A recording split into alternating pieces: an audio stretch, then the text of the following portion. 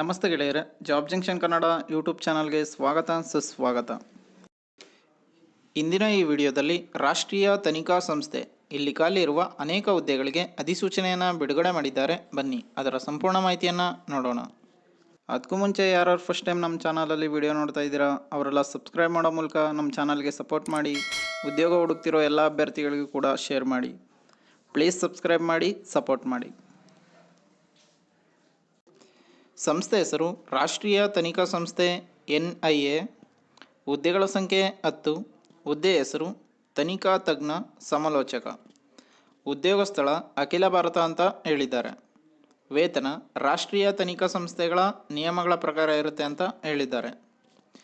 ಇನ್ನು ಈ ಹುದ್ದೆಗೆ ಅರ್ಜಿ ಸಲ್ಲಿಸಲು ಶೈಕ್ಷಣಿಕ ಅರ್ಹತೆ ಏನಿರಬೇಕಂತ ನೋಡೋದಾದರೆ ಅಭ್ಯರ್ಥಿಯು ಯಾವುದೇ ಪದವಿಯನ್ನು ಪೂರ್ಣಗೊಳಿಸಿರಬೇಕು.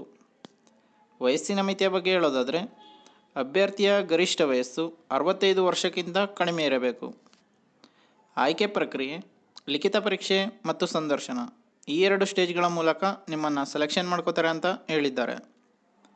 ಇನ್ನು ಈ ಹುದ್ದೆಗಳಿಗೆ ಹೇಗೆ ಅರ್ಜಿ ಸಲ್ಲಿಸಬೇಕು ಅಂತ ನೋಡ್ತಾದರೆ ಕರ್ನಾಟಕದಲ್ಲಿ ಉದ್ಯೋಗಗಳನ್ನು ಹುಡುಕುತ್ತಿರುವ ಆಸಕ್ತ ಮತ್ತು ಅರ್ಹ ಅಭ್ಯರ್ಥಿಗಳು ಈ ಕೆಳಗಿನ ಸ್ಥಳದಲ್ಲಿ ಅಗತ್ಯ ದಾಖಲೆಗಳೊಂದಿಗೆ ಅಧಿಕೃತ ಅಧಿಸೂಚನೆಯಲ್ಲಿ ಉಲ್ಲಂಘಿಸಿದಂತೆ ವಾಕ್-ಇನ್ ಇಂಟರ್ವ್ಯೂಗೆ ಹಾಜರಾಗಬಹುದು.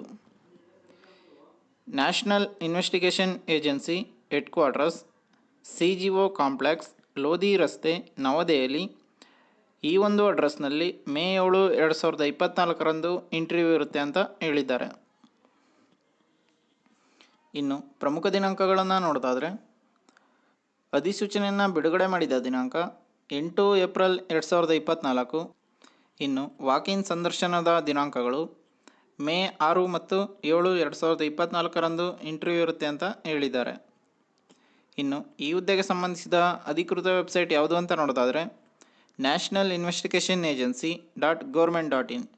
ಈ ಒಂದು ವೆಬ್ಸೈಟ್ನಲ್ಲಿ ನೀವು ಈ ಹುದ್ದೆಗೆ ಸಂಬಂಧಿಸಿದ ಇನ್ನೂ ಅನೇಕ ಮಾಹಿತಿಯನ್ನು ನೋಡಬಹುದಾಗಿದೆ.